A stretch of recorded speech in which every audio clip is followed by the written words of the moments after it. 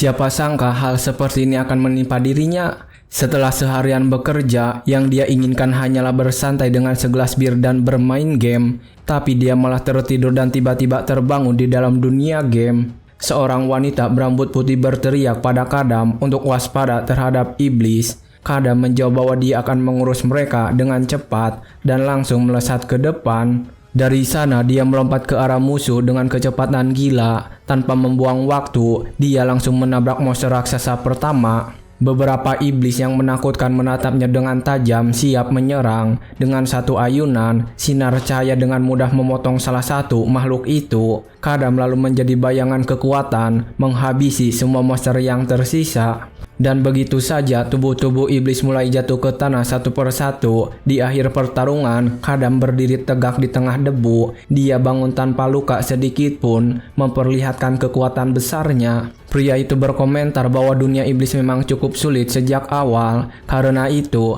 dia menyadari bahwa jalan menuju bos akhir akan menjadi perjalanan yang berat. Menyingkirkan hal itu, Kadam sepertinya memiliki kekhawatiran lain di benaknya. Dia sudah tahu pasti akan mendapatkan serangan udara dari Melissa. Dengan itu, hujan api turun membanjiri musuh-musuh di depan. Dari kejauhan, suara perempuan memanggil namanya dengan putus asa. Penyihir Melissa menegurnya karena menerjang sendirian tanpa peringatan. Tapi sebelum dia bisa melanjutkan, seseorang menginterupsi dengan menarik lengannya. Segera setelah itu, seorang pria berbaju jirah menyerang dua monster. Ini adalah Gail, pahlawan kelompok, dan dia menarik pedangnya untuk bertarung. Prajurit itu menyuruhnya menunda teguran hingga pertarungan selesai. Penyihir itu mengeluh bahwa Gail terlalu kaku dan itu sudah membosankan. Pada saat yang sama, pendeta Cyril mengucapkan doa untuk kelompok. Dia tampak khawatir tentang Kadam dan takut dia terlalu memaksakan diri. Pada saat itu, salah satu iblis dihancurkan oleh kekuatan cahaya. Melihat situasi itu, pendeta Gordon mengatakan pada Cyril untuk tidak khawatir.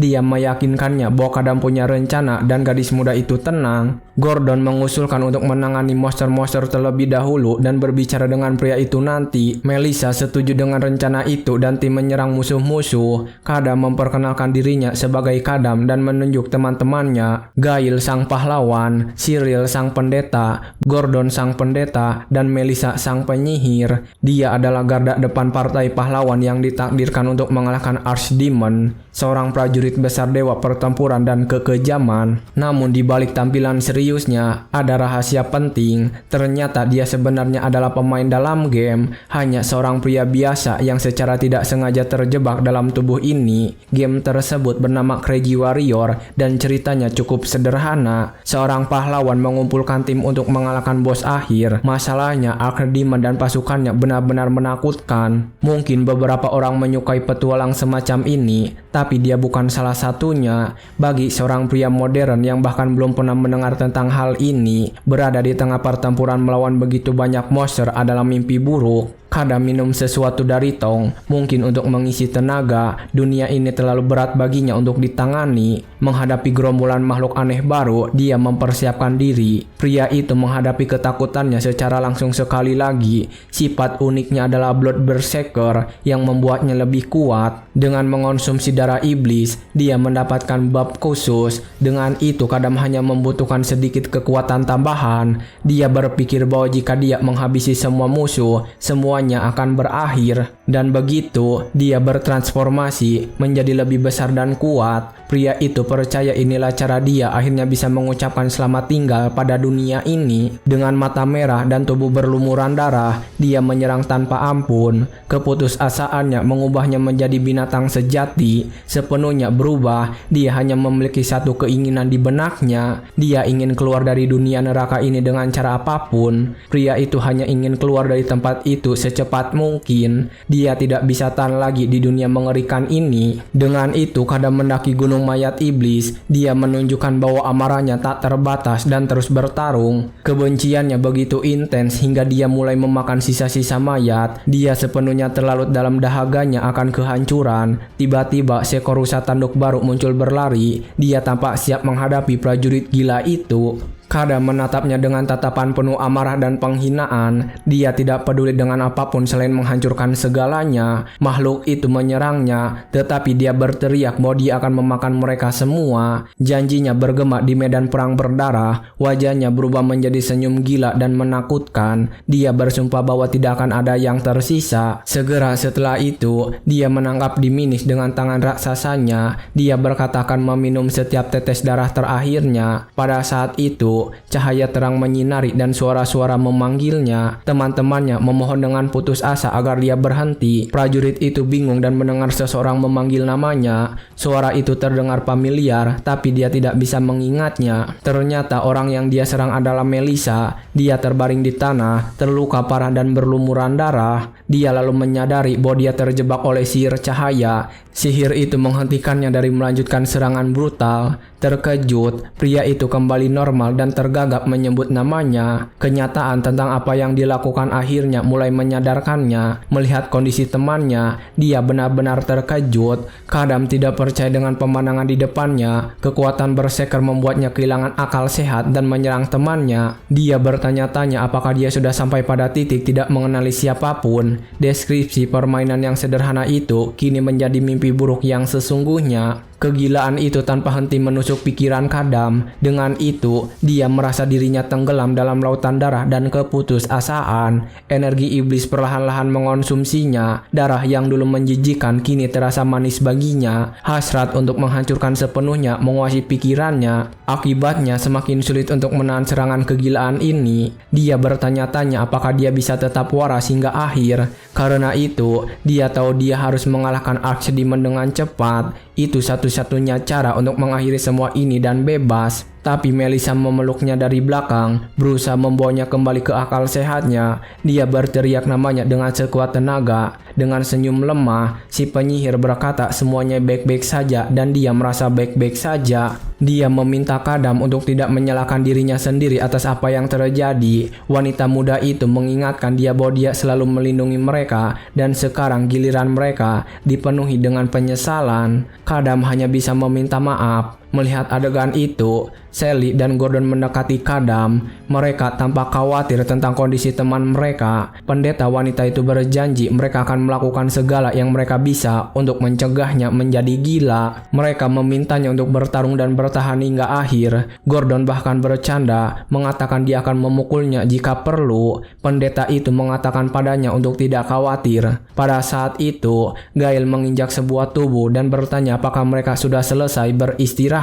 Dia tampaknya siap untuk melanjutkan perjalanan. Pahlawan itu melihat pria itu dan mengatakan bahwa jika istirahat sudah selesai, saatnya untuk bergerak. Mereka tidak boleh membuang waktu lagi. Mengulurkan tangan, Gail menegaskan bahwa mereka harus mengalahkan bos terakhir bersama-sama. Itu satu-satunya cara untuk benar-benar menyelamatkan dunia ini. Kadam menatap tangan pahlawan yang terulur, masih memeluk Melissa di lengannya. Ikatan kelompok itu tampak lebih kuat dari sebelumnya. Dengan itu, Kadam menerima tangan pahlawan, mengukuhkan ikatan di antara mereka, dan begitu mereka melangkah maju dengan tubuh dan jiwa yang hancur. Setelah waktu yang lama, mereka akhirnya tiba di tujuan mereka. Gail lalu berteriak memanggil nama temannya dalam pertempuran terakhir. Kadam mengangkat kapaknya untuk serangan terakhir. Dia bersiap untuk memberikan serangan penutup kepada Archdemon. Makhluk itu menghadapi pisau itu secara langsung tanpa bisa melarikan diri. Pejuang itu menurunkan senjatanya dengan kekuatan yang menghancurkan. Sementara itu, Gail juga menggunakan kekuatannya dalam bentuk badai. Pahlawan mengambil tugas membersihkan sisa musuh. Melihat hasil akhir pertempuran, pria berambut pirang itu menghela napas lega. Dia hampir tidak percaya semuanya akhirnya berakhir. Tubuh iblis besar itu tetap berdiri, bahkan tanpa kepala. Pemandangan aneh itu membuat semua orang di sana terkesima. Sejenak kemudian, monster itu hancur menjadi debu dan menghilang. Ancaman besar yang menakuti dunia telah dikalahkan. Di hadapan pemandangan kehancuran total ini, Melissa mengamati segalanya. Sang penyihir hanya berdiri di sana, tidak tahu bagaimana bereaksi terhadap keheningan. kemudian, dengan buku di tangan, dia bertanya-tanya apakah ini benar-benar berakhir. Wanita muda itu masih tidak percaya mereka berhasil menang. Gordon mendekati dan meletakkan tangannya di bawah temannya. Dia mencoba menenangkan wanita itu. Setelah segala yang terjadi, sang pendeta menegaskan bahwa dengan rahmat Dewi, sepertinya begitu, perjalanan panjang dan menyakitkan mereka akhirnya berakhir. Sang penyihir mengulang dalam hatinya bahwa ini benar-benar akhir dari segalanya. Matanya dipenuhi campuran rasa lega dan kelelahan, tapi tiba-tiba ekspresinya berubah menjadi kaget dan bingung. Sesuatu yang sama sekali tak terduga terjadi membuatnya terdiam. Adegan berpindah ke tempat yang sepi dan sepertinya hujan. Kita hanya melihat dua sosok berjalan tanpa tujuan yang jelas. Cyril terjatuh ke tanah dalam kebingungan dan bertanya-tanya apa yang sedang terjadi. Dengan putus asa, pendeta yang diborgol mata itu bertanya di mana Kadam berada. Kapak pria itu tergeletak di tanah dan bayangannya berlari menjauh.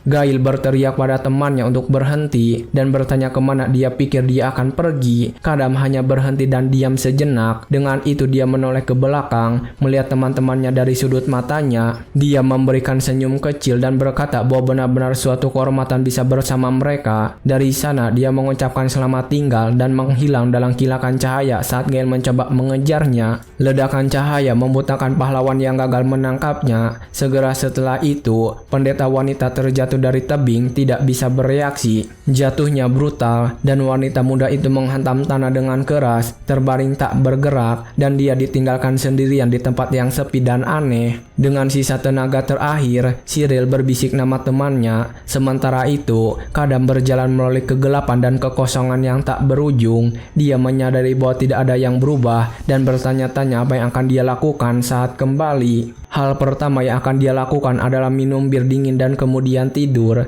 Dia bersumpah tidak akan pernah memainkan game fantasi abad pertengahan lagi seumur hidupnya. Meskipun begitu, pria itu merasa bersalah karena tidak mengucapkan selamat tinggal yang pantas kepada teman-temannya. Tapi dia tahu dia harus menerima kenyataan dan melanjutkan hidup. Jadi dia bersiap untuk mengucapkan selamat tinggal terakhir kepada prajurit hebat Kadam. Saatnya meninggalkan kehidupan yang dia miliki di dunia ini. Di depannya, sebuah portal cahaya muncul yang dia yakini sebagai pintu keluar. Jalan itu akan membawanya kembali ke kehidupan normal dan damainya. Namun saat dia mendekati pintu, dia menyadari ada yang sangat salah. Matanya melebar karena panik murni dan dia berkeringat dingin. Dalam keputusasaan, pria itu berharap semuanya hanyalah mimpi buruk. Dia tidak percaya apa yang akan terjadi. Sebuah cahaya berbentuk salib muncul di depannya, mengonfirmasi ketakutannya. Simbol itu jelas bukan pertanda baik baginya. Karena itu, Kadam mulai tertawa karena gugup dan putus asa. Kesadaran bahwa dia tidak akan pulang akhirnya menyadarkannya. Tawanya berubah menjadi teriakan kesedihan dan frustasi yang murni. Semua penderitaannya sepertinya sia-sia belaka. Menghadapi cahaya yang menyilaukan, dia terus tertawa tak terkendali. Si malang itu benar-benar tidak bisa menahan situasi ini lagi. Tiba-tiba, pesan New Game Plus muncul, memulai ulang permainan. Semua usahanya sia-sia dalam sekejap. Adegan kemudian berpindah ke jalan tanah dengan beberapa tentara. Mereka mengawal para tawanan dan kereta melalui ladang hijau. Sayangnya, dia adalah salah satu tawanan. Tangannya terikat oleh rantai besi yang dikencangkan dengan erat. Konvoi bergerak perlahan di sepanjang jalan tanah. Tidak ada yang peduli dengan nasib para pria ini. Tahanan lain berteriak, entah bersumpah akan ketidakbersalahan mereka atau mengeluh tentang perampokan. Setiap orang di sana sepertinya memiliki cerita berbeda untuk diceritakan. Seorang penjaga merasa terganggu oleh keributan dan menyuruh semua orang diam. Dia tampak sangat stres dengan situasi ini dan menatap tahanan dengan jijik. Perwira itu menggerutu bahwa sampai ini terlalu berisik hari ini, memperlakukan semua orang dengan kejam. Meskipun begitu, salah satu pria mendekati penjaga dan mengatakan dia tidak bersalah. Penjaga menatapnya dan bertanya siapa dia, dan pria malang itu terlihat ketakutan. Dia bersumpah tidak pernah menjual barang-barang iblis dan bahwa semua hanyalah jebakan besar. Petugas hanya menatap pria itu dalam diam tanpa reaksi. Tahanan berpikir selalu ada orang yang akan menjebak orang tak bersalah hanya untuk maju. Dengan itu, penjaga menatap seorang paladin yang berkuda, berpikir berpikir bahwa dia muda, tapi tetap seorang paladin. Dia tahu bahwa jika dia membuat kesalahan, kepalanya yang akan dipertaruhkan, dan dia menatap tahanan dengan marah. Dengan nada mengancam, dia bertanya apakah pria itu berani meragukan seorang paladin. Petugas mengatakan bahwa jika dia tidak bersalah, dia akan dibebaskan dan menyuruhnya kembali ke tempatnya. Tanpa ada yang bisa dilakukan, pria malang itu kembali ke barisan tahanan, menundukkan kepalanya. Penjaga berpikir itu sayang, tapi pria itu tidak akan selamat karena paladin. Meninggalkan tawanan, penjaga mengalihkan pandangannya ke orang lain di barisan. Perhatian penjaga beralih ke tahanan di sampingnya, seorang pria besar. Petugas itu bertanya-tanya bagaimana mereka berhasil menangkap barbarian yang begitu kuat. Kadam berjalan bersama yang lain, tapi kehadirannya menakutkan semua orang. Pria itu mencoba memahami apa yang terjadi hingga dia berada dalam situasi ini. Menatap tangannya, dia merasakan tubuh yang familiar, tapi tanpa kekuatan sebelumnya. Ternyata kegilaan dan rasa bersalah yang menggerogotinya juga telah menghilang. Berdasarkan teks permainan baru itu, dia menyadari bahwa dia telah memulai ulang permainan. Meskipun begitu, dia masih bingung karena permainan sebenarnya tidak dimulai seperti ini. Tiba-tiba seorang pria tua di sampingnya memulai percakapan ramah. Pria tua itu menawarkan Kadam jenis makanan untuk dimakan. Dia menyarankan agar Kadam mengunyah rute tersebut agar perjalanan tidak membosankan. Kadam tetap diam, hanya menganalisis gestur tak terduga pria tua itu. Dengan senyum, pria tua itu menjelaskan bahwa barbar pernah membantunya dan Kadam mengingatkan dia pada mereka. Dengan tangannya terikat, pria itu memegang rute yang ditawarkan pria tua itu. Pria tua itu bertanya bagaimana dia bisa tertangkap, tetapi Kadam hanya menjawab bahwa dia tidak tahu. Pria tua itu hanya mengangguk, seolah-olah mengerti situasi tersebut. Kadam berpikir bahwa paladin-paladin itu musuh bagi mereka yang tidak mengikuti keyakinan mereka. Jadi dia bertanya tentang kerajaan yang disebut-sebut itu, dan pria tua itu cukup terkejut. Kadam mengingat Lucia sebagai sebuah kerajaan dan bertanya-tanya apakah dia telah tiba di dunia paralel. Dia bertanya kemana mereka akan pergi, dan pria tua itu menjawab bahwa mereka akan menuju ibu kota kekaisaran. Di sana, mereka akan diadili oleh inkuisitor dan dia akan menghadapi sidang heresi. Pria itu lega karena dia tidak akan langsung dieliminasi, yang sudah cukup. Tetapi pria tua itu terkejut dengan ketenangannya dan bertanya bagaimana dia bisa merasa lega. Pria tua itu menjelaskan bahwa inkuisitor gila akan hukuman yang berat. Dia melanjutkan menggambarkan hal-hal mengerikan yang mereka lakukan pada tahanan. Mendengar itu, paladin merasa kesal dengan percakapan itu dan menyerang pria tua tanpa ragu-ragu. Pria tua itu terkena pukulan tepat di dadanya dan cahaya biru bersinar di dadanya yang terluka. Paladin lalu berteriak bahwa siapapun yang menghina agen Elga akan membayar dengan nyawanya, dan untuk menambahnya, dia bahkan memberikan senyuman sinis menunjukkan kekejamannya. Dari sana, kuda paladin hanya berbalik dan terus berjalan. Paladin mendekati dan bertanya kepada Kadam apakah dia yang menyebabkan keributan. Selanjutnya, kesatria mengancamnya, menyuruhnya memohon ampunan jika tidak ingin mengalami nasib yang sama. Dengan senyum sombong, pria berambut blonde itu berkata dia akan membiarkannya hidup jika dia memohon. Di hadapan situasi itu, Kadam hanya melemparkan senyuman mengejek. Hal ini membuat paladin marah, berteriak tentang bagaimana seorang heretik berani mengejeknya. Sejenak kemudian, dia menyerang dengan tombak bercahayanya, menyebutnya sebagai penistaan. Kadam menghadapi ujung tombak yang mendekat tanpa menunjukkan rasa takut. Kesatria itu terkejut sepenuhnya, tidak mengerti apa yang baru saja terjadi. Ternyata Kadam menangkap tombak itu dengan tangan kosong, bahkan saat terbelenggu. Paladin itu berteriak kesakitan saat mencoba menarik senjatanya kembali tanpa berhasil. Dalam keputusasaan, pria berambut pirang itu memerintahkan Kadam untuk melepaskannya segera. Pria itu menjawab bahwa jika itu yang dia inginkan, maka baiklah. Dari sana dia menarik tombak dengan sekuat tenaga, menarik kesatria dari kudanya. Sekarang di tanah, paladin berteriak bahwa dia akan menghakimi heretik terkutuk ini sekarang juga. Tapi tatapan marahnya segera berubah menjadi ketakutan murni, dan begitu saja Kadam melompat dengan kekuatan luar biasa menuju paladin. Dampak serangan itu menimbulkan awan debu yang besar. Pria itu mendarat dengan kaki tegak, sementara kesatria dan kudanya tergeletak di tanah. Kudanya terlempar jauh dan tampaknya terluka parah akibat pukulan itu. Kadam hanya berdiri diam, mengamati adegan itu tanpa reaksi. Tapi paladin bangkit dengan marah dan mengutuk Kadam,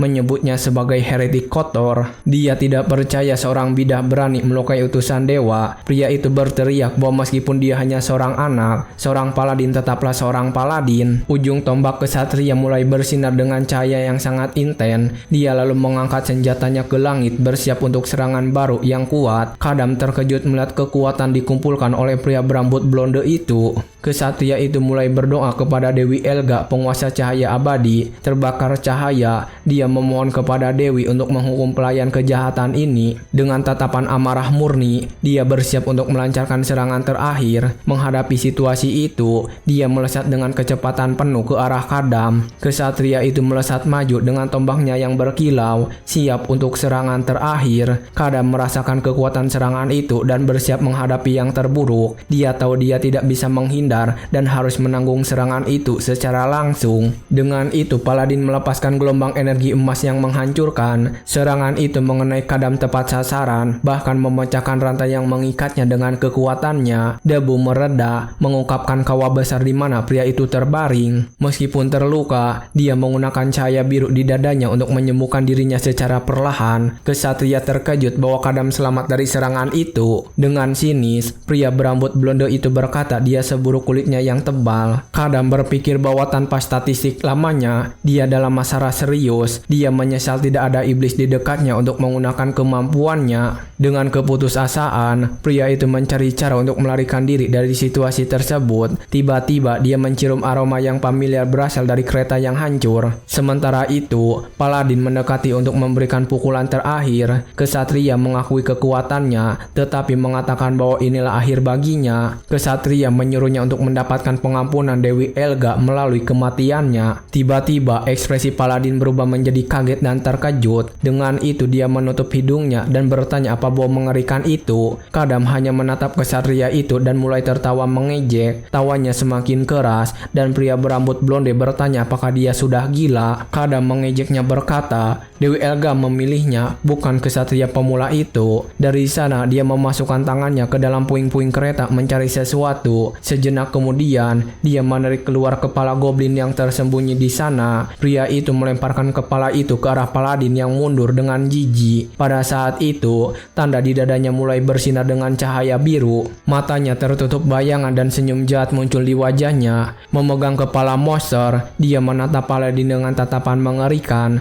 Menghadapi situasi itu, dia mendekatkan kepala itu ke wajahnya tanpa ragu. Darah monster mulai mengalir dan menetes ke tubuhnya. Dia lalu mengangkat kepala itu, bersiap untuk meneguk semua darahnya. Semua orang menonton dalam diam, tidak mengerti adegan aneh itu. Paladin berpikir Kadam telah gila karena bau darah. Dengan jijik, dia menunjuk seorang penjaga dan memerintahkannya untuk menghabisi pria itu. Prajurit itu maju, gemetar, sementara tubuh Kadam memancarkan aura merah. Penjaga malang itu ketakutan dan hampir tidak bisa memegang senjatanya. Meskipun ketakutan, dia berteriak dan menyerang Kadam dengan sekuat tenaga. Tapi pria itu lebih cepat dan menangkap wajah prajurit dengan satu tangan. Tangan Kadam mencengkram wajah prajurit dengan kekuatan luar biasa. Dan dengan begitu, prajurit malang itu tak berdaya melawan kekuatan prajurit. Dalam keputusasaan, pria itu memohon agar pria itu mengampuni nyawanya. Kadam mencengkram lebih keras, mengabaikan permohonan pria malang itu. Melihat adegan brutal itu, Paladin terkejut dan tak bisa berkata-kata. Tanpa belas kasihan, dia menghadapi penjaga dengan satu pukulan kuat. Dia menyadari peningkatan kekuatan itu tidak besar, tapi lebih dari cukup untuk keluar dari sana. Dengan senyuman mengerikan,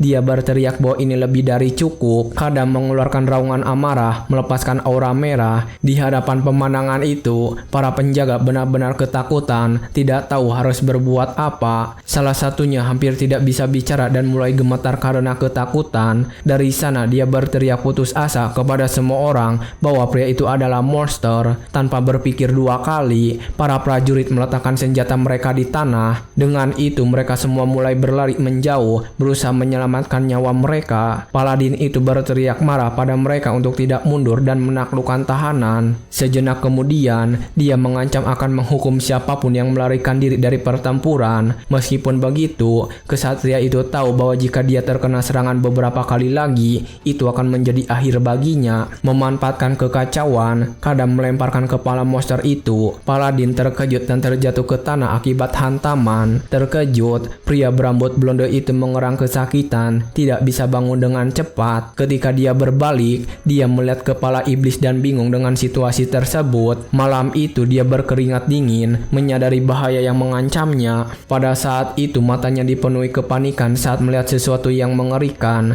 Dengan mata merah yang berkilau, Kadam melesat maju dengan kekuatan penuh. Di hadapan situasi itu, kesatria bersiap untuk bertarung. Berlutut di tanah, dia berdoa kepada Dewi Elga, memohon kekuatan untuk mengalahkan pelayan kejahatan. Matanya bersinar dengan cahaya yang intens dan dia dipenuhi dengan kekuatan ilahi. Dari sana pria berambut pirang itu maju dengan tombaknya dan tangannya untuk pertarungan akhir. Dengan teriakan perang, dia bersumpah untuk mengakhiri ini atas nama dewinya. Keduanya bertabrakan dalam kilatan cahaya yang terang dan kesatria itu berhasil menusuk Kadam. Dengan senyuman kemenangan, dia berkata, "Sayang sekali, tapi ini akhir bagi barbarian." Tapi Kadam menatapnya dan bertanya dengan sinis apakah itu semua yang dia miliki. Kesatria itu terkejut dan berkeringat dingin, tidak mengerti ketahanannya. Ternyata Kadam menangkap tombak itu dengan tangan kosong. Segera setelah dia menyiapkan pukulan, tangannya bersinar merah. Pukulan itu mendarat dengan tepat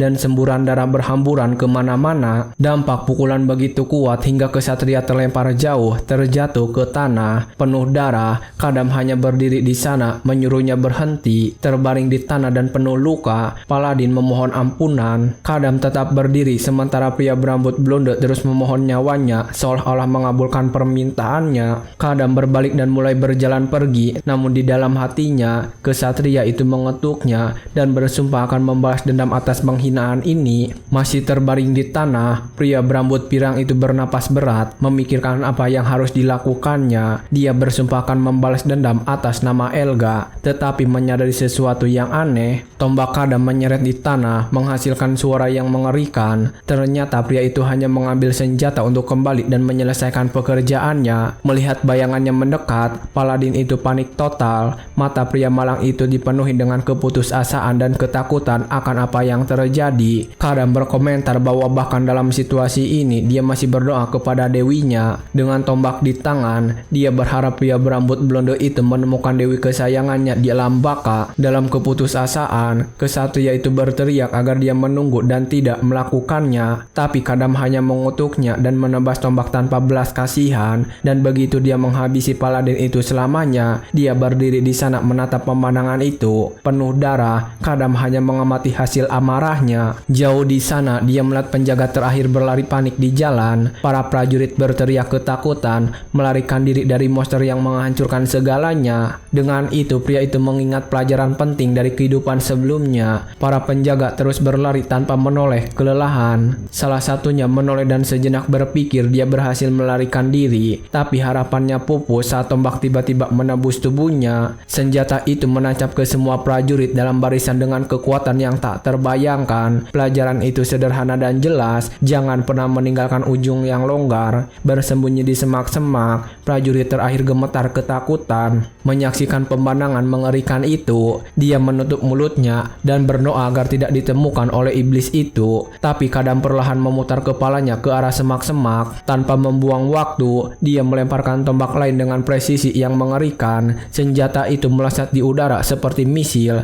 dan menghantam tempat persembunyian dengan tepat. Dan begitu saja, prajurit terakhir dihabisi tanpa kesempatan untuk melarikan diri. Tiba-tiba sebuah suara memanggilnya dan Kadam berbalik perlahan. Lelaki tua yang membantunya sebelumnya memujinya karena telah menghabisi Paladin. Dia mengatakan ada sesuatu yang ingin dia sampaikan. Namun sebelum dia selesai bicara, kepalanya meledak. Semprotan darah merah menyebar kemana-mana menodai rumput. Di hadapan pemandangan itu, para tawanan lainnya terdiam kaku karena ketakutan murni. Pria itu hanya mengikuti pelajaran yang dia pelajari dalam perjalanan pertamanya. Dengan itu, para pria lainnya mulai mundur perlahan ketakutan. Pelajaran itu sederhana, hidupnya dan tidak akan pernah lagi melupakan untuk tidak meninggalkan urusan yang belum selesai. Wajah para tahanan memutar dalam keputusasaan dan kepanikan murni. Salah satu dari mereka lalu bertanya mengapa dia melakukan ini dan apa yang mereka lakukan salah. Kadam menangkapnya dengan tombak, sementara pria malang itu memohon agar dia berhenti. Tetapi dengan tatapan dingin, pria itu bersiap untuk memberikan pukulan terakhir tanpa ragu-ragu. Setelah semuanya, dia hanya berdiri diam mengamati medan pertempuran. Dengan begitu, dia berdiri sendirian di tengah-tengah mayat-mayat yang tergeletak di tanah. Kadam berpikir bahwa jika dia membiarkan mereka hidup, mereka akan memberitahu semua orang dan dia akan dikejar oleh para paladin. Dengan tombak di tangannya, dia menyatakan bahwa dia tidak bisa mengambil resiko seperti itu. Sementara itu, salah satu tawanan bersembunyi dan menangis ketakutan.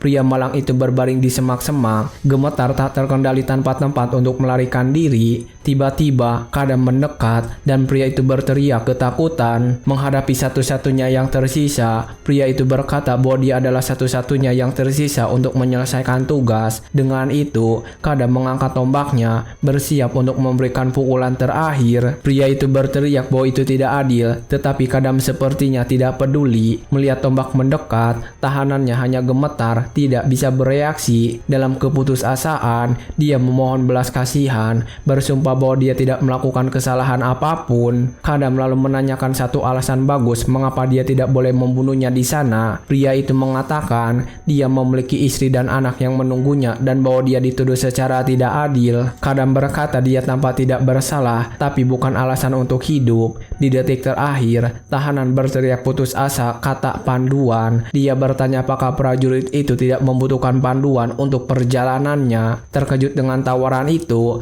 Kadam bertanya apa maksudnya pria itu. Berkata dia adalah pedagang keliling dan lebih mengenal geografi daripada siapapun. Kadam bertanya kapan Luconia menjadi kerajaan karena dia ingat itu dulu adalah kerajaan. Pertanyaan itu membuat pedagang bingung dan tidak tahu jawabannya. Dia berpikir pria itu adalah barbar dari pegunungan yang kehilangan kontak berabad-abad yang lalu. Kadam kesal dengan keheningan dan bertanya apakah dia tidak tahu jawabannya. Pria itu mengatakan bahwa 2408 tahun telah berlalu sejak kerajaan didirikan. Kadam bertanya tahun berapa itu dalam kalender matahari bulan. Pedagang itu menjawab bahwa mereka tidak lagi menggunakan kalender itu, tetapi tahunnya adalah 1130. Pria itu terkejut mengetahui bahwa kalender umum benua itu telah menjadi kuno. Dengan itu, dia bertanya tentang gereja Elga dan dunia iblis. Pria itu menjelaskan bahwa benua itu sekarang terbagi menjadi 3 faksi. Gereja telah tumbuh kuat dan dari dunia iblis tidak ada yang kembali. Kadam terkejut mengetahui bahwa tidak ada yang pernah kembali dari dunia iblis. Dari sana dia bertanya apakah pria itu pernah mendengar nama Gail,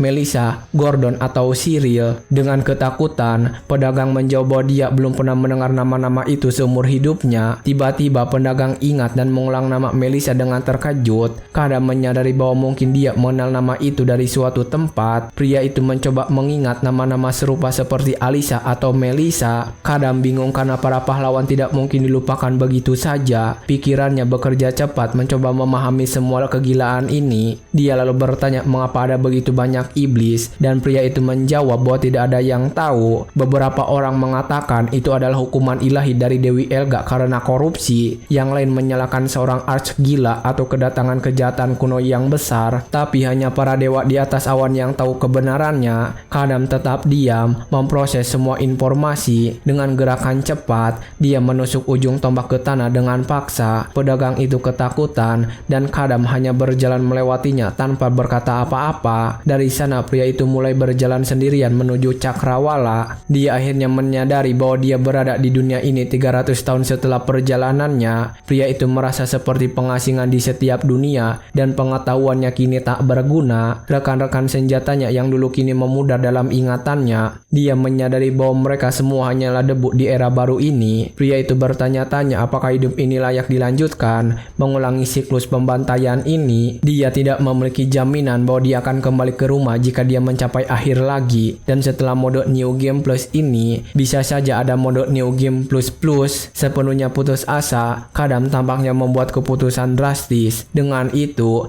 dia mematahkan tombak yang dia gunakan dengan tangan kosong tanpa ragu-ragu. Pedagang itu benar-benar terkejut, tidak mengerti apa yang sedang terjadi. Dari sana, pria itu mengarahkan ujung tajam senjata ke lehernya sendiri. Dia bersiap untuk mengakhiri semuanya di sana, dan saat itu juga, dalam keputusasaan, pedagang bertanya apa yang dia pikirkan. Kadam berpikir bahwa jika dia akan pergi, sekarang adalah waktu yang tepat. Dengan begitu, dia menekan ujung tombak ke tenggorokannya dengan kekuatan. Satu-satunya hal yang diharapkan adalah tidak ada layar game over setelahnya. Dengan mata tertutup, prajurit itu bersiap untuk mengambil napas terakhirnya. Ujung tombak menyentuh kulitnya dan dia siap untuk akhir. Tapi kenangan tentang Melissa melintas di benaknya dengan rencananya untuk masa depan. Dengan mata putih, dia sepertinya berubah pikiran di detik terakhir. Kadam lalu menarik tombak itu dan bertanya tentang nama Melissa. Pria itu mengatakan bahwa nama tuan pertama menara itu sangat mirip dengan itu. Pria itu bertanya di mana menara itu berada, dan pedagang menjawab bahwa menara itu berada di Pistana. Dia menjelaskan bahwa perjalanan akan memakan waktu setidaknya 2 bulan dari sini. Kadam diam memproses informasi baru yang baru saja diterimanya. Dengan senyum samar, dia bergumam bahwa pria malang itu mengatakan hal itu pada waktu yang salah. Mengingat Melissa, dia menyadari bahwa dia tidak bisa melakukannya meskipun dia ingin.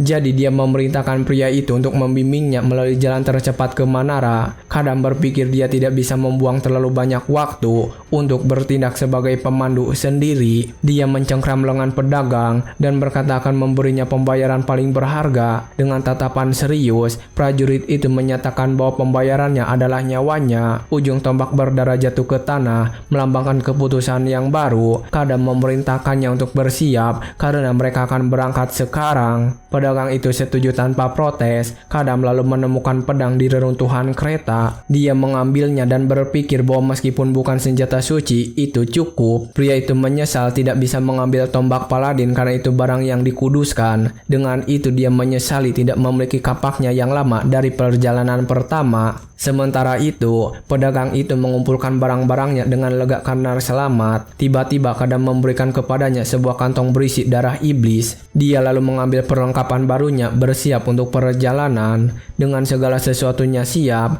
dia berkata sudah waktunya berangkat, dan pedagang itu terlihat ketakutan. Dari sana, keduanya memulai perjalanan menuju menara sihir. Kembali ke tempat pembantaian, beberapa burung gagak berputar-putar di atas mayat-mayat di tanah. Burung-burung yang tampak menyeramkan itu mulai mendekati sisa-sisa mayat. Pada saat itu, sepasang paladin baru menemukan mayat Linton Pelipus. Kesatria itu mencatat bahwa semua orang telah dibantai dan bertanya apa yang akan mereka lakukan sekarang. Wanita bernama Lady Helik hanya menatapnya dengan ekspresi serius dan percaya diri. Helik memerintahkan Ethan untuk mencari petunjuk apapun yang bisa dia temukan. Mereka tidak bisa kembali ke Uskup Agung tanpa bukti apapun. Kesatria itu setuju dengan perintah itu. Sementara wanita muda itu bergumam bahwa situasi ini sungguh menyedihkan. Berdiri di atas mayat paladin, dia bertanya-tanya siapa yang berani membunuh agen suci. Dan di atas itu semua, dewa-dewa Uskup Agung. Dengan tatapan penuh amarah, prajurit itu bersumpah bahwa siapapun pelakunya, dia menjamin mereka akan membayar mahal atas apa yang telah mereka lakukan. Adegan kemudian berpindah ke malam yang gelap dan sunyi dengan bulan purnama di langit. Jauh di dalam hutan, Kadam beristirahat di dekat api unggun. Seiring waktu, api unggun perlahan mulai padam. Memanfaatkan malam yang tenang, Kadam berbaring untuk beristirahat sejenak. Di sampingnya terdapat ransel berisi persediaan untuk perjalanan panjang. Tiba-tiba seseorang mulai berlari panik melalui hutan gelap. Orang itu kehabisan napas, terengah-engah karena usaha dan kelelahan yang luar biasa. Kita melihat bahwa itu adalah pedagang yang melarikan diri dan berteriak bahwa dia akhirnya berhasil melarikan diri. Dengan wajah yang penuh ketakutan, dia berpikir dia perlu pergi sejauh mungkin. Dia ingat berpikir bahwa meninggalkan kerajaan itu berbahaya dan mempertimbangkan untuk mencari teman perjalanan. Tapi di benaknya, teman perjalanan itu adalah seorang barbar yang memakan iblis dan membunuh puluhan orang. Setelah semua itu, dia masih mengamati prajurit itu selama beberapa hari dan akhirnya menyadari bahwa dia benar-benar monster. Pedagang menawarkan daging kering dan kentang. Kadam hanya diam-diam mengamati pria itu. Ketakutan, pria itu menawarkan tempat untuk berbaring di dekat api unggun, tapi pria itu terus diam. Dia mencoba bertanya bagaimana prajurit itu bisa berada di kerajaan, tapi menyerah. Pedagang memutuskan lebih baik diam, dan begitu dia menyadari bahwa barbarian itu hampir tidak pernah berbicara dengan orang lain dan juga melarang pertanyaan yang yang tidak perlu. Tidak peduli seberapa lama dia mengamatinya, dia tidak bisa membaca pikirannya. Bagi pedagang, pria itu bukan manusia, tetapi binatang liar. Menghadapi situasi itu, dia merasa seperti sedang melakukan pertunjukan sirkus, seolah-olah kepalanya ada di mulut singa setiap hari. Jika itu satu-satunya masalah, dia bisa mengatasinya dengan cara tertentu. Tapi kenyataannya, pedagang itu benar-benar kelelahan. Masalah terbesar adalah kecepatan berjalan barbarian yang konyol. Kadam berbalik dan mengatakan dia terlalu lambat. Pria itu mengatakan dia mungkin tidak terlihat seperti itu, tapi dia adalah pedagang yang sangat cepat dan tak kenal lelah. Dia menganggap dirinya yang terbaik di profesinya, tapi setiap kali dia menunjuk arah, prajurit itu sudah jauh di depan. Sebelum dia menyadarinya, pria itu sudah tidak terlihat, dan ketika dia akhirnya berhasil mengejar setelah banyak usaha, prajurit itu hanya membuat komentar dingin dan mulai berjalan lagi. Sejak saat itu dia hanya menatapnya sampai akhirnya tiba. Tatapan pria itu seperti ancaman besar baginya. Dia merasa Kadam akan menghancurkan tengkoraknya jika dia terlambat. Tanpa dia sebagai pemandu, mereka sudah puluhan mil jauhnya. Pedagang itu bertanya-tanya apakah kaki pria itu terbuat dari baja. Dia sudah diambang gangguan saraf dan tidak bisa menahannya lagi. Dia merasa seolah-olah akan mati dan perlu melarikan diri dengan cara apapun. Kecepatan perjalanan itu simpel, tidak mungkin bagi manusia. Dengan itu, kesempatan untuk melarikan diri datang lebih cepat dari yang dia harapkan. Pedagang itu berlari sekuat tenaga melalui malam yang gelap. Sekarang dia sudah melarikan diri ke kegelapan hutan. Dia merasa aman. Kesatria itu tidak akan bisa mengetahui arah yang dia ambil. Tiba-tiba pria itu mengeras kesakitan dan frustasi saat mengingat sesuatu. Dia lupa sesuatu yang sangat penting di belakang. Ternyata tasnya yang berisi seluruh hartanya ditinggalkan bersama pejuang itu. Di dalamnya ada lilin, sabun, cermin, dan bahkan cincin tua.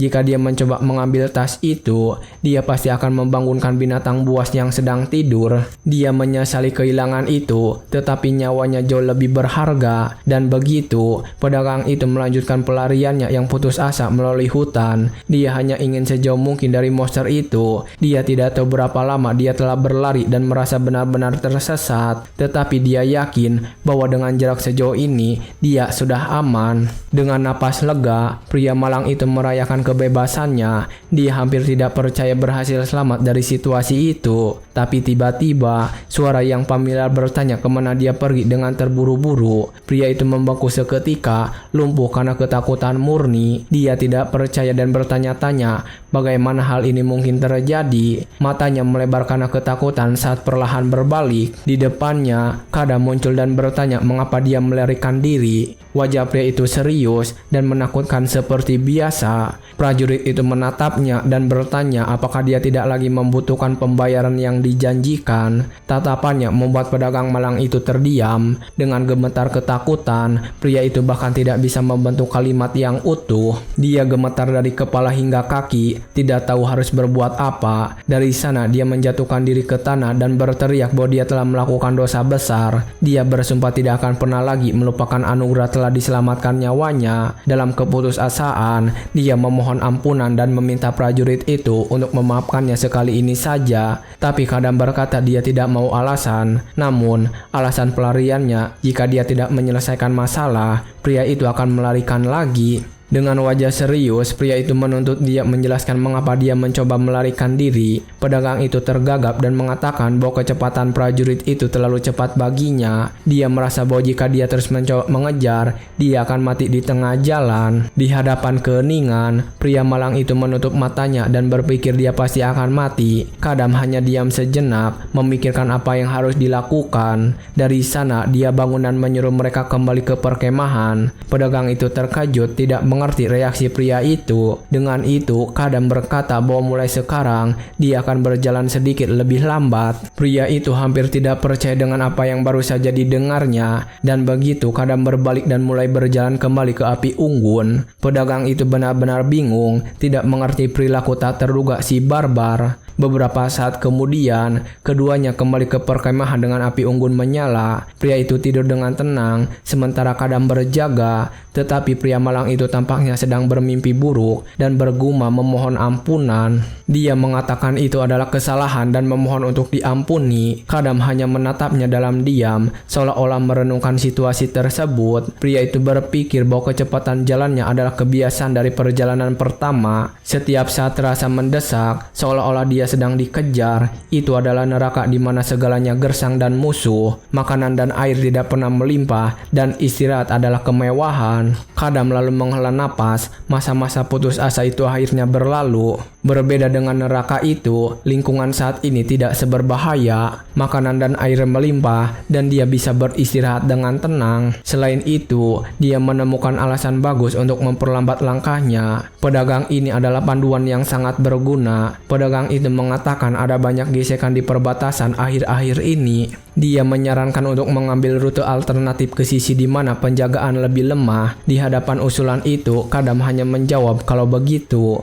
Pria itu tampak lega dengan respon sang prajurit. Dengan itu, pria itu setuju dan menyuruh mereka mengikuti saran pemandu. Pedagang itu tersenyum puas dan percaya diri. Kadam berpikir dia memiliki peta benua di kepalanya, tapi itu peta dari lebih dari 300 tahun yang lalu. Pedagang menjelaskan bahwa kebanyakan paladin terobsesi dengan catatan mereka. Itulah mengapa mereka memburu iblis di sekitar dengan mata berapi-api. Pria itu bertanya-tanya mengapa begitu sulit menemukan iblis. Kini dia mengerti itu karena paladin. Dengan itu dia melihat kantong minumannya dan menyadari darah itu segera tidak bisa digunakan. Dia perlu mendapatkan darah segar sebagai cadangan. Adegan lalu berpindah ke malam gelap di hutan. Bulan sabit bersinar di langit menerangi jalan. Tiba-tiba Kadam berhenti dan pedagang itu menoleh dengan terkejut. Dia tidak mengerti mengapa prajurit itu berhenti begitu tiba-tiba. Pria itu menunjuk ke depan dan berkata, ada desa tepat di sana. Mereka bisa beristirahat dan mengisi ulang persediaan sebelum melanjutkan perjalanan. Pedagang itu mengatakan tempat itu tampak seperti desa pertanian. Dia menyarankan tempat itu adalah tempat terbaik untuk meminta makanan dan tempat tinggal. Kadam hanya mengamati tempat itu dengan wajah serius. Sepertinya dia menyadari ada sesuatu yang sangat salah dengan desa itu. Jadi pedagang itu berkomentar bahwa aneh sekali tidak ada satupun lampu yang menyala. Dia terkejut dan bertanya-tanya apa yang sedang terjadi. Dan untuk memperburuk keadaan, sudah waktunya makan malam, tetapi gerbang kayu terbuka. Selain itu tidak ada penjaga yang menjaga pintu masuk. Menghadapi situasi itu, pria itu bertanya-tanya apakah desa itu sudah ditinggalkan. Prajurit itu berkata mereka hanya akan tahu jika mereka masuk untuk memeriksa. Mendengar itu, pedagang itu ketakutan dengan ide masuk ke desa. Dia memperingatkan bahwa mungkin ada monster yang muncul dan mengusir semua orang. Ketenangan di desa itu mengganggu dan tidak ada yang bergerak. Suasana tempat itu membuat pedagang malang itu merinding. Pria itu sepertinya mempertimbangkan kemungkinan adanya monster atau iblis. Ide itu tidak menakutinya. Dia sebenarnya tampak tertarik. Dari sana dia meletakkan tangannya dengan mantap di gagang pedangnya. Kadam bersiap menghadapi bahaya apapun yang mungkin muncul. Tanpa ragu, prajurit itu menarik senjatanya dengan tatapan yang tegas. Dia lebih dari siap pertempuran yang mungkin datang. Dengan senyum sinis dia berkata, itu kabar baik. Sepertinya dia memang membutuhkan darah segar. Jadi dia masuk ke desa tanpa rasa takut. Pedagang itu mengikuti dia, gemetar ketakutan akan apa yang mungkin mereka temukan. Pria itu bertanya apa yang terjadi dan jika tempat itu kosong. Dia mencatat bahwa tempat itu tidak terlihat seperti desa yang ditinggalkan. Kadam maju dengan hati-hati melalui jalan-jalan berdebu. Dia waspada terhadap gerakan mencurigakan di sekitar. Tiba-tiba pandangannya tertuju pada sesuatu dan dia berhenti berjalan. Sepertinya dia telah menemukan jawaban atas misteri itu. Pedagang bertanya mengapa dia berhenti tiba-tiba. Tidak mengerti situasi. Dia tampak bingung dan sedikit takut oleh keheningan prajurit itu. Dia lalu menyadari bahwa itu adalah satu-satunya rumah dengan pintu terbuka. Dari kegelapan, sesuatu sepertinya mengawasi mereka dengan intens. Tiba-tiba kaki besar menghantam tanah berdebu dengan keras. Makhluk itu bersiap menyerang tanpa peringatan. Dengan teriakan mengerikan, monster itu menyerang dengan senjata di tangan. Tampaknya seperti goblin raksasa yang marah. Matanya merahnya bersinar di kegelapan, menunjukkan dahaganya akan darah. Makhluk itu menatap dua penyusup dengan kebencian murni, tapi Kadam lebih cepat dan memenggal kepala monster itu. Pukulan itu begitu cepat sehingga makhluk itu bahkan tidak melihat apa yang terjadi. Dengan begitu saja, kepala goblin terbang di udara, memancarkan darah. Pemandangan brutal itu membuat pedagang panik.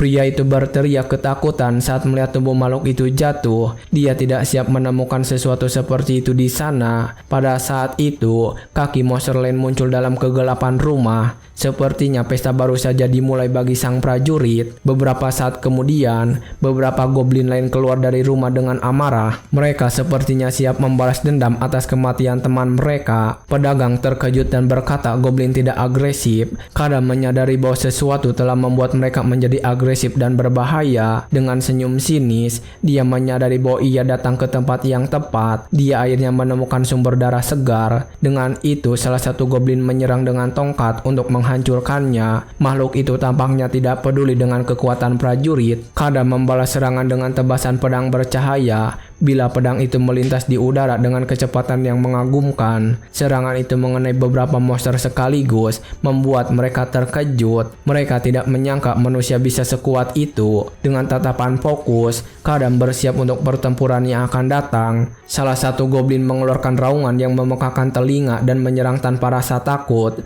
tetapi sang prajurit jauh lebih cepat dan bergerak seperti bayangan biru melintas area tersebut. Serangannya membelah udara dengan kekuatan mengagumkan, memotong-motong makhluk-makhluk itu. Pedangnya kemudian bertabrakan dengan senjata monster, menciptakan percikan api di udara. Segera setelah itu, goblin lain dengan tatanan rambut mohak menyerang dengan kapaknya di tangan. Tanpa membuang waktu, Kadam sudah bersiap untuk serangan berikutnya. Dengan gerakan cepat, dia dengan mudah menusuk dada salah satu makhluk itu. Monster itu menatap pisau di dadanya, tidak mengerti apa yang terjadi. Dari sana dia mengakhiri makhluk itu dengan pukulan brutal ke kepala. Kadam memegang monster itu dengan satu tangan dan mengakhiri hidupnya selamanya. Dengan semua musuh tergeletak di tanah, pedagang bertanya apakah semuanya sudah berakhir. Prajurit itu melihat sekeliling dan menjawab bahwa mungkin belum berakhir. Pada saat itu, tangan hijau mencengkram kaki pedagang dari belakang. Makhluk itu menariknya ke dalam kegelapan rumah terdekat. Ternyata, makhluk itu menahan seorang gadis kecil sebagai sandera. Pedagang terkejut dan berteriak saat menyadari itu adalah seorang anak. Saat itu,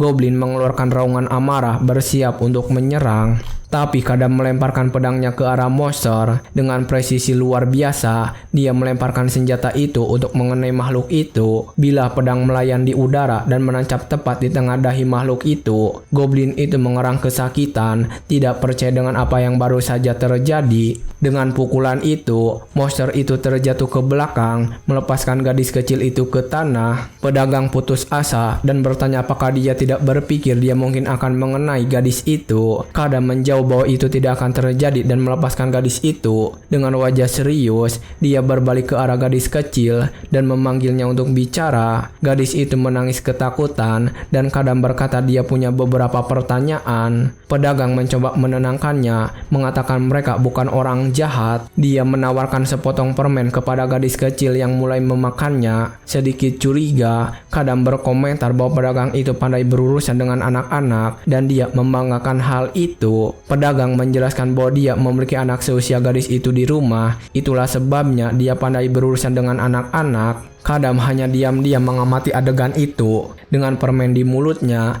gadis kecil itu mulai tergagap mengucapkan kata ibu. Dia sepertinya mengingat sesuatu yang penting. Mendengar itu, pria itu berjanji akan membantu gadis itu menemukan ibunya. Dia mencoba menghibur gadis kecil itu dengan boneka kelinci. Tetapi dengan air mata di matanya, gadis itu mengatakan orang tuanya meninggalkannya di sana. Pengakuan itu membuat kedua pria itu terkejut.